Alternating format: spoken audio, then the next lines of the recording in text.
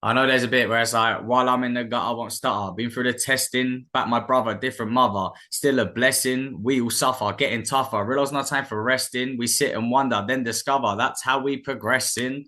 So if someone takes the piss out of you, or someone laughs at you, someone says that your music sucks, or anything like that, you gotta be able to take that stuff on the chin. Like some people try to get personal about it and try to dig at you. Most people they just don't like the fact that you're disciplined and that you don't care and you're just gonna keep doing it. For me, you've just got to be out there. You've got to talk about it. You've got to be doing it every single day. You're traveling on the airwaves of Power Ace Radio. Okay, so hello everybody. Welcome to another winter edition of PAR Meet the Artist. And today we're close to home. A very good friend of ours. If I pass the baton, I'll get you to introduce yourself, please. Tell us your Hello. name and tell us what you do and where you're from, please. Okay, perfect. So I'm Eben or EBN, whichever. Probably more known as EBN right now. Just from Tunbridge Wells in Kent, and yeah, we've got a good few songs out there now. On Spotify. Obviously, this progress is still being made. I've done a few performances live now. Got a good few videos out there now. We just recently, last one hit just over 11,000. So we're looking to push those numbers up. And yeah, that's a little bit about me. Oh, super. I like that. I like that. And as you said, from Tunbridge Wells, you performed at one of our events that will be in the little description of above the video when it's premiered. Great, And man. let's kind of go back, to your music artist. If we go back to kind of your journey, what drew you into music? Why music? So I'd say with me, I was probably around 14. Um, I don't know. I was going through some times, and sometimes I think it was about grime back in the day when I was about 14, and we started loving a bit of grime, and I also really enjoy a bit of old school hip hop. Um, so I kind of mix the two together, I guess you may say. I absolutely listen to them all the time, and then I just used to actually a bit funny. I used to sit up and I used to just stay there learning lyrics of people's songs all the time. And I used to sit up and I used to give me that sort of like buzz. And I used to just end up liking spending my time that way. And then I think it was just a couple of times I decided, what, let's give it a go. And then I gave it a go and I quite liked it. And then it's just one of those things that if you just to keep enjoy doing it, it's not like a chore. So you just keep on doing it, keep on doing it, keep on doing it. And then I think when I was about 18, I was like, I want to get into the studio and start taking it to the next level sort of thing. And yeah, so now we've just been doing that. But obviously getting older, sometimes life gets in the way with certain things, of course. But yeah, I've still got stuff in the pipeline, got stuff out there. It's just about getting back on top again, really. That's great. And kind of like you said about listening to different type of music, so kind of leads me into my next question, really. Because you do hip hop, hip hop, and always, as you said, grime, and Mm. some what we call fire in the booth from you. So what sort of artists do you listen to back then that have influenced? Oh, okay. So I liked, I did like when Dave was very young, when Dave was very young and he had a lot of heart, like Dave's Black Box when he was like 17, and he done another one when he was 16. I remember I used to listen to those quite a lot. I used to really enjoy listening to young Bugsy Malone as well. Um, but to be honest, that's sort of the grime ways. I guess from there it was like, not necessarily big names. There was just little now and then bangers sort of thing that I used to just love repeating. And then I'd say a lot of it, I do love a lot of Tupac. I do love a lot of 50 Cent. Eminem is like his older stuff. I used to go through that a bit too much. All of that sort of stuff, really. I mean, I'm trying to think. Just at the top of my head, it's hard to think, but there was definitely more grime artists I listened to. I mean, even Jamie and Skepta. I mean, they're classic ones. I remember I used to love their little rhythm and gash. They have that one. That song used to be amazing, to be fair. I used to get going to that. That's really really cool. And kind of let's touch back in the answer you gave. You said so at the age of 18, you're like, okay, I want to take this serious and you know Was there something specific? Was there a turning point? Was there something you listened to, or why did you pick at that age to go, okay, yes, now I really want to take this serious? Do you know what it was? I think it was after like developing and getting an understanding of writing music. Like before, I was just doing it because I liked it. And then when I got to that age, I think it just finally hit me, and I was a bit like, I want to be doing more. I want to be able to. One of the big things was that I wanted to be able to have one of my songs like proper professionally done and like put into audio so I could hear myself over the phone or through the car, all of those things. I wanted to start listening, and I didn't want to. I did try actually once upon a time to try and do the producing side myself, but I would just yeah, they don't get enough credit. That stuff's hard. So I ended up just being like, I got to stick with that. And then I think it was, I just finally started getting a good flow and a good rhythm with certain words and a better understanding. And I was like, sometimes as well, you listen to some of these people releasing music that are getting hundreds and hundreds of like millions of views, however you want to put it. And you're just like, I could, you know what? I think I could beat that lyric. Like you listen to some of them and you think, it's not too good. But I guess obviously it depends on your audience and all of those things. And also it's just getting to that point, and it's not necessarily always sometimes about the music, unfortunately. But yeah, so I think it did. I think it was genuinely one of those things where I kept hearing, other people's, and I was a bit like, well, I'll give that a go, won't I? And then you just sort of got to start grinding, pushing, and things just start falling into place if you just start hammering and hammering the work. Absolutely. No, I like that. Because with anything anyway, you need to start, you need to believe in yourself. Mm. So I like your story behind it. And kind of you talked about obviously creating music, and you touched on, well, you wanted to be a producer at some point. So now as an artist, how do you approach your music, like the creation of your music? Do you write the beats first? Do you write the lyrics first? Or how do you? Yeah, so I think I I use one of the apps where you can just go and purchase beats and you can look through them. And I know what I normally would do is I normally go through loads, like I've got albums of them saved and stuff like that, and I'll just go through and keep searching for beats until that one kind of goes, that's the one. And it kind of every time it just ends up being like, I know. And it's always sometimes it's hard. Like sometimes I want to start to write a song, but I'm like, I do always find the beat first and then know I can obviously get it for copyright reasons or whatever it is. And then yeah, then I start writing to it. But sometimes it takes longer. Sometimes I want to get going, but I'm like, none of these are sort of hitting where it should. But that's why I like saving them, because sometimes I'll go through the ones I've already saved and I've already listened to. And then all of a sudden I think, I never remember this one being that good. So then and then I'll start like, before I know it, I'll be in like the car or something. And I'll just start almost freestyle into it. And I'm like, yeah, this is gonna be the one that I go to next. Like that. And let me kind of ask this question. It's a bit like, oh, to judge yourself kind of thing. Yeah. But what would you say is different about your music compared to all the other music out there? I think, do you know what? I think there's so much. So this is one of the things I talk about regularly. One of the things is I hardly ever know what genre to even call my music because it's slightly different to grime. It's not always hip hop. It's not always garage. It's hard to put it into place because the flow and what I'm also talking about, because I like to make sure it's quite conscious music because I do believe a lot of music nowadays is just not even talking about anything realistic. So I like to try and be quite conscious with what I say. I like to put a lot of thought into it. I like to put meaning into it. Whereas I feel like a lot of stuff now just goes into, oh, this will sound cool. But it's the same stuff that he said, same stuff that he said. The beat sounds the same as his.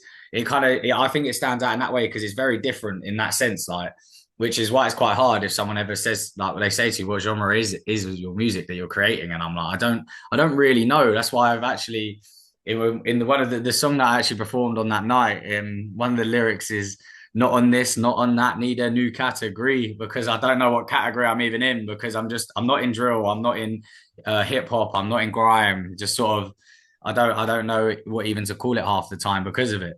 Some songs are obviously going to be different to others because there's quite a few songs I've done now, but yeah, generally it's quite hard to really put myself in a category because I don't even know which one it would be. Definitely feel you. Because that would have actually been my next question, would be like your music style, where do you think it belongs? But you answered that perfectly. For us, our tagline is unity through music. We like that diverse music. And when you listen to just one track and even that diversity is in that track, you Mm. appeal to a wider audience, which is really, really good. So I like that about your music. Thank you. So well done to you. Let me go into kind of the next question as to at this point where you are now, what has been the most exciting moment in your music career so far? Oh, oh, I don't know. That one's actually quite hard.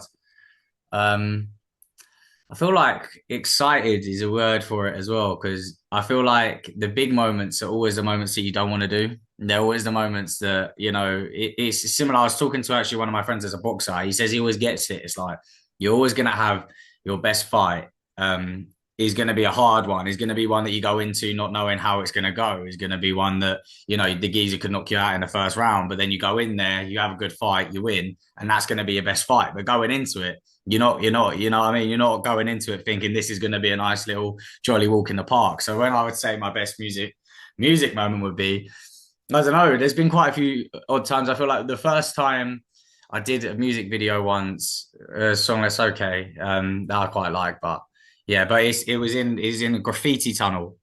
And I remember we were all in this graffiti tunnel near the London Eye, and there was so many people around, and it was the first time that I'd properly done a video where I'm surrounded by people and like just random, obviously like normal people just going about their day, and like we're absolutely blasting this speaker throughout this whole entire tunnel.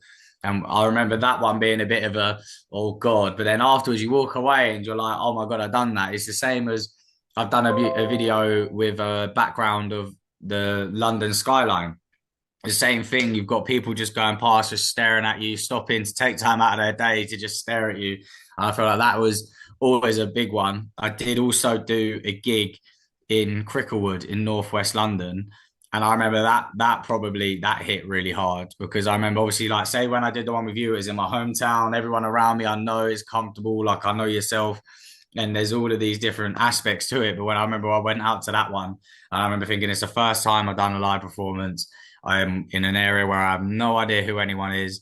All these people are, new people to me. And I remember that one being a big moment because I remember walking away from that one and being like, yeah, that was good. And the guy running the place was like, oh, I need to, get your details and we're going to speak more and we're going to progress with this and all of that stuff. And you kind of walk away feeling like, with your chest held high, chin up. And you're like, I remember that being quite a big moment, to be fair. But then, to be honest with you, I would probably say, off the top of my head, my last song hitting when it hit 10,000, I would say that was probably my biggest happy days moment because I was like, I put a lot of effort into that.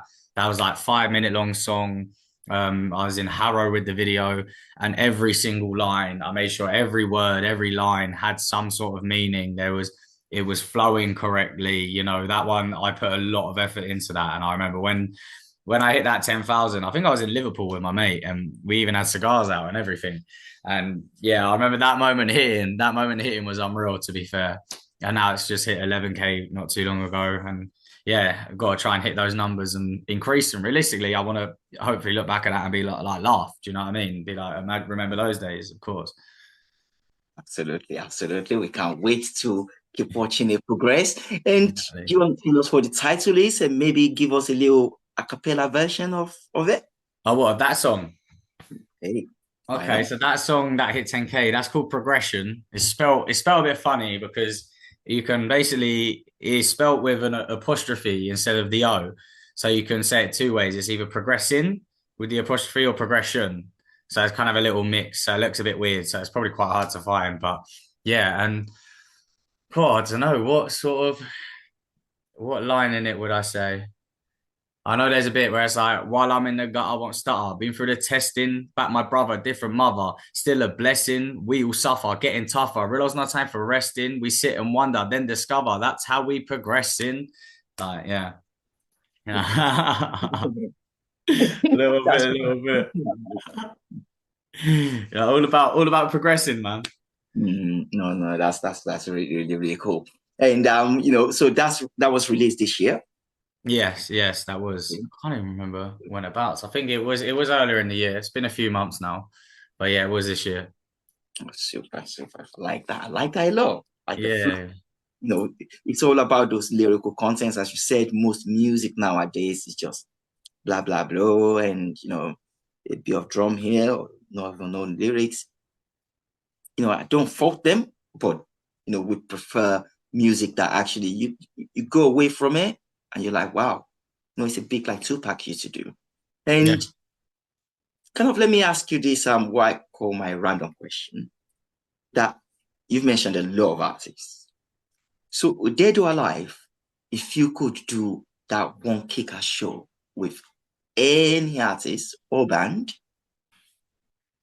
who would it be and why? I think I'm gonna have to just say what I've already said. I think it's got to be. I think it's got to be Tupac because that man, he knew so much. He knew so much, and he had so much wisdom. Like a lot of people nowadays, they listen to his music and they hear the "Hit 'Em Up" song and they think, "Yeah, fuck you, bitch," and they think all of this stuff, but they don't.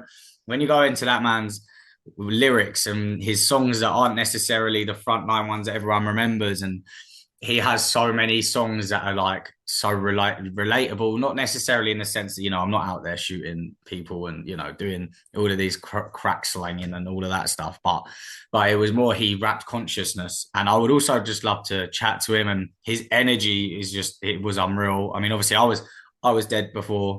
I mean, I was alive before he was born, after he was Dead, died. yeah, So yeah. I was never alive at the same time as him. So I did a lot more research as in after his death. But no, 100% I would say him because he just brings that energy. And also I'd love to talk to him about the things that he knew, like there was a lot like about his death. There's still a lot of conspicuation about that. I don't know. I'd like to find a few things out from him because I mean I do in his honestly I go through his lyrics. I've done it a lot now. I've gone through a lot of his lyrics and just learned.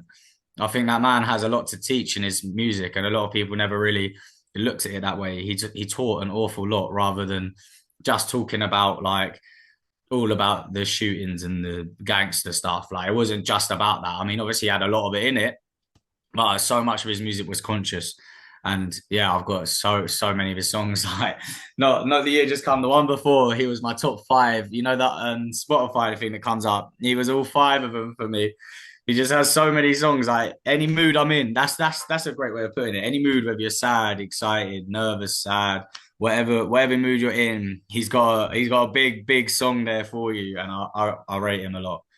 No, that's a great, great answer. Me and you both are bear questions I would like to ask him. But hey, with asking him questions that might not happen. But with doing music, you just never know. With this age we're in now, and kind of let me ask another question, kind of about you touched about Tupac, the Of very old course. school. And you, as you said, you were born after his death, so you're very new school. The music as it's evolving, do you think it's kind of getting better? Is it getting easier? Or what do you think of the evolution of music? Think it's getting worse. I mean, I hate to sound like that guy, and I like to be positive. And there still definitely would be a load of good new artists. And I don't want to offend anyone that anything like that, but I do think it's gotten worse. Like I think as soon as those guys sort of start dying down, all of the big names from the old school hip hop, I feel like a lot of them just started going to auto tune. And I think as well, this is all an opinion thing. Like obviously, there's going to be a lot of people that hate my music, that hate what I'm talking about music wise, and I get it. It's all opinion related, but in my opinion, I think they just started turning on the auto tune, and then it started, evolving into just like I think there was that thing that Snoop Dogg said where he just was laughing because he was saying all they ever do now is go hoobada, hoobada, hoobada, hoobada, hoobada. That video, yeah. I feel like it just started evolving from talking about your upbringing, talking about what you see in real life, talking about the struggles of reality, to just like look at my watch and I'm just shooting people and my knife's bigger than yours, and you know what I mean. It just turned into all of this, and I feel like a big problem with things like drill, say today. I feel like with drill, I mean, a lot of people love it, and I'm not trying to just slate or anyone that does, but it's not evolved because it sounds the exact same as it did when it started. The beats haven't evolved because they basically all sound the same, and most of the artists sound the same anyway. So I feel like it all just same shit, different smell. Do you know what I mean? I feel like a lot of it is just sort of that way, and I feel like that's the way it's kind of going. Yeah, I mean, it's not just all about that, is it? But yeah, I think back then it was better. I don't listen to any hip hop American music from nowadays. It's all sort of from back then, and I don't particularly listen to too much English music from nowadays either, to be honest with you. So I think that would sort of answer that.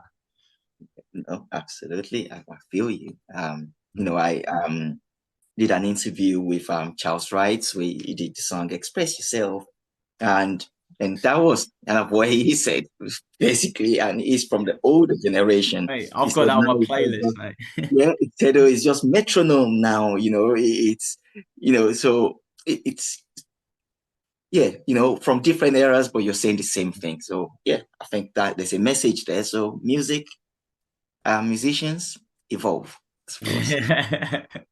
Yeah, So let me kind of go into this next question. Um, as in, so at the moment you are an independent artist, right? yeah. What do you think is the role, or how do you feel the difference between being an independent artist and being signed major by with a recording label?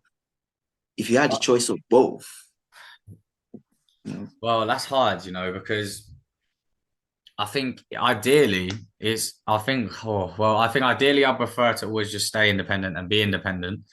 But I do think it kind of depends what road you want to go down. I feel like being signed, you can just get it's a lot easier to get known and you get a lot there. But then as soon as you make it and you're up here, you're thinking, I wish I was independent. But while you're independent, you're thinking, oh, it's so much harder to get up there. But the second you do, you're like, well, happy days I didn't sign now because it's all coming from me. And I mean, I've got the video links. I've got people like yourself. I've got links. I know a lot of people now in the industry where I don't necessarily need someone to be like, oh, I don't know how to get video or I don't know how to go to a studio or anything like that. I can sort of do that on my own.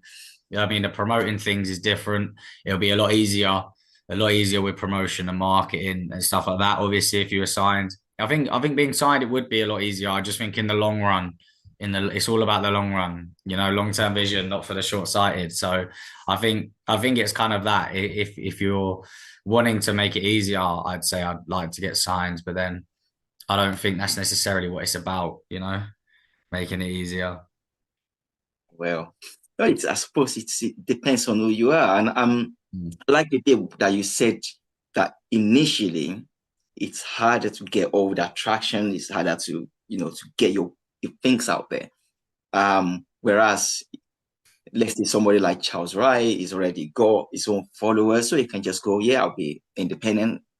Same with a lot of artists that we're getting through Power Ice Radio now, where they go, okay, well, I can actually do this by myself. I just get marketing guy, I just get this person. I already built that name. Hmm. So I think there's a shift that's going to change in the music industry. I think that there has to be that balance in between it, which yeah, part of why we're here to kind of break through the noise, get good music to the listeners. So Yeah. Yeah. You're not doing a bad job of that either. thank you very much. And let me ask what I call my random question. Okay. Um, if you could tune in to any room at all, so maybe actually something in the past, maybe a Tupac performance, or you could tune into, no, maybe we're not allowed to say that, or you could tune into one of those secret governments Hmm. rooms, or go back in time Yeah. and Yeah. listen to Charlie Chaplin. What would you do with 5 minutes? Oh, what I like to say, like a meeting or something along those lines, like an important conversation with people. I don't know, that's a hard one. That is really a hard one. I mean, I mean, there's a lot to say, isn't there? I mean, you could go down that route of the governmental, history, because I would like to know a lot of things that they were getting up to. There's a lot of speculation around a lot of things they've done. Um, and at the same time, like you say, it'd be good to go back to those times and just even talk to artists. I think, oh, a good one would be tuning into when Bob Marley was getting involved in his government times, because I know he had a lot to do with connecting the two parties together, and they were obviously after him big time a lot of the time when he was in Jamaica. I think that would be an incredibly interesting one to go and see, and listen to some of his songs. Like I really like his song "I Shot the Sheriff." I'd maybe like to have a little chinwag with him about what he's talking about there. Like, because I know, yeah, I think that would be quite a good one, to be fair. Yeah, I'd like to go just to when he was completely so evolved politically, because I think it's so hard, so weird to comprehend how you can be such a big artist and what you are as an artist, but then you're like literally got followers, like creating a revolution, basically, like trying to unite your country. I think that would have been a really interesting time to speak to someone about. Yeah. I really love that answer. If we could go back, I'll come with you. Definitely. Yeah. Yeah. I want to know Let's do about it. that too. And kind of as we're wrapping up, first let's cover this bit. For new releases or just where you're messing around in the studio, where can people go and find you? Oh, so I've got on YouTube, EBN releases. Might be hard because on YouTube there's not too many followers on there yet, not yet, and obviously a few of my songs aren't released on YouTube by myself, but on Spotify, just EBN, just three capital letters EBN, and on social media, Instagram, I'll be one full stop EBN full stop one, just there. But yeah, Spotify. I've got about 10 songs on Spotify now, I'd say. But yeah, EBN on Spotify, and then 1.EBN.1 on social medias. We'll be sure to tag that in the videos. You can click on the link, make it a lot easier for you. Thank you. And kind of, you're welcome. Going into this question, you're a young artist, you've crossed the initial stage of, or you're not just starting off now. So for Yeah. people that are thinking of, oh, I want to be an artist, I want this life that he's talking about. I feel the same thing he feels. I want to hear my music played on radio. What advice would you give to them? I always say you just gotta hit the grind. Like at the end of the day, there's no way around it. And some people will think they're grinding by just doing this and that. But I think I was when I was starting, I was working. I used to have to get up at work about 4:30. I would not get home until about 7 because I used to do about roughly 13-hour days at work. And then sometimes I'll get home at like 9, 10 because I'll be out doing other sort of bits and bobs. And then I'd get home at 9 or 10 and I'd be in that shed because I used to have a shed, and I'd just sit in that shed writing music and doing what I do. And I used to be doing that from like 9, 10 till 2 in the morning just to have 2 hours sleep to get up and then go back to work. And then I get back in my shed and I do it again. It's all about discipline. You can't just choose when you do and don't want to do it. If someone takes the piss out of you or someone laughs at you, someone says that your music sucks or anything like that, you gotta be able to take that stuff on the chin. Like some people try to get personal about it and try to dig at you. Most people, they just don't like the fact that you're disciplined and that you don't care and you're just gonna keep doing it. For me, you've just got to be out there. You've got to talk about it. You've got to be doing it every single day. And that is very important, to be doing it every single day. And then when you do these sort of things, these things sort of have a funny way of falling in place. Like if you keep pushing and you keep pushing, then you're going to meet someone that might have an idea about what to do here or there. Because I mean, when I started, I remember not even having a clue how to put a song on Spotify, how to even find a studio to go to. And these are all things that, a lot of people will see that and be like, oh, well, I don't know. But instead of doing that, you just got to keep grafting. You got to keep grafting. And then one day you get an opportunity and you're like, oh, because I've been grinding, I've been keep going. Now I've got fodder there. I've got stuff in the pipeline that I can now use at this opportunity. Whereas a lot of people might not be getting on the grind. They're missing out. They're missing days, and then all of a sudden they got this opportunity they didn't know about, but they got nothing to do for it. You know, like say when you wanted me to go to your live performance and do this, if I just had plenty that I could just come and do. What do I do? I remember I think I sent you a few. Like, which one should I even go for? Like, you know, you just got to be prepared for these situations. Not you can't expect them because you don't know how life's going to go, but you got to be prepared for them. And it all just comes down to discipline and just putting in the work. You know, every single day, and you'll just keep improving. I mean, I've got loads of songs that I've spent hours on that are in the bin. Do you know what I mean? These things happen, and you just keep improving over time, and you just can't put like a time limit on things sometimes. When you have, I don't know, like an event or you have a time to go to the studio, then yeah, you got time, you got a date, and you got to make sure that you're prepared for those. You know, like for like things like live performances, like my last one in London, I had like over a month in advance, and I was like, I'm just gonna absolutely every single day I was absolutely putting in the work. And it's not all, sometimes as well you got to keep in mind that it's not always just about the work that you're doing in the music. It's also about the other things in your life, because if you're unorganized in the other stages of your life, like even just the simple things of getting up and making your bed, if you're unorganized in other things, you're never going to be putting in your complete focused and good time into these things. So it's just about keeping disciplined all around. I mean, I'm not saying I'm perfect for it, but you know, it's an individual battle, but you just can't give up at any sort of hurdle. You know, if you fall down, you got to get up, all of that stuff, you know. But I like that answer a lot. So it's a perfect answer. It's like you rehearsed my question already. There you Perfect. go. It's how we're rolling, mate. It's how we're rolling. Nice. And in the answer you talked about the pipeline. So for you, what is in the pipeline? What can we look forward Okay. to?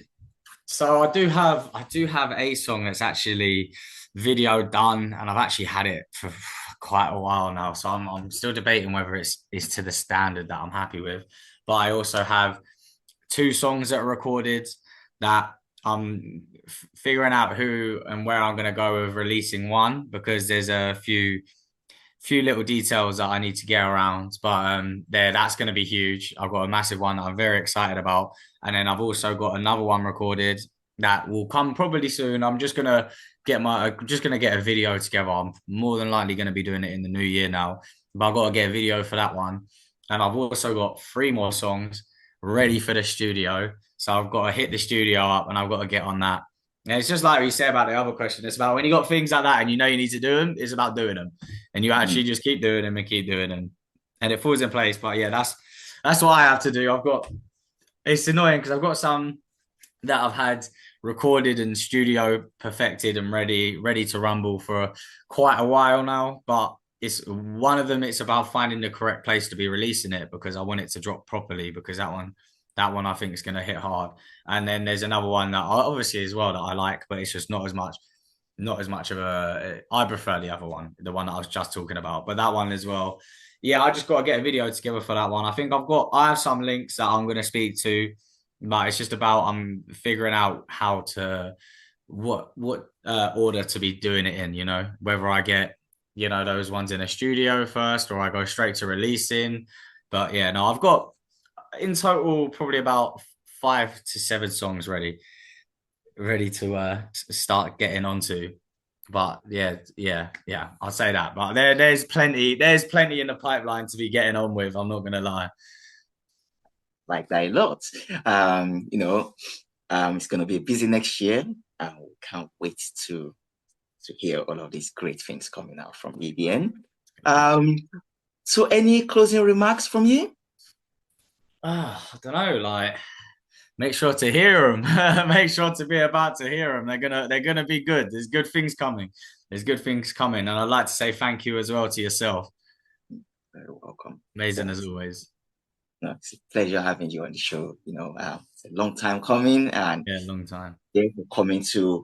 We've done the live performance, we've done the interview. There's so much, as you said. This year is not over, but next year is even going to be better. So Exactly. Just climbing the ladder. absolutely. So well, it's been a pleasure, and until we Perfect. meet again, take Perfect. Thank care. you very much. I'll speak to you shortly. Power Ace Radio.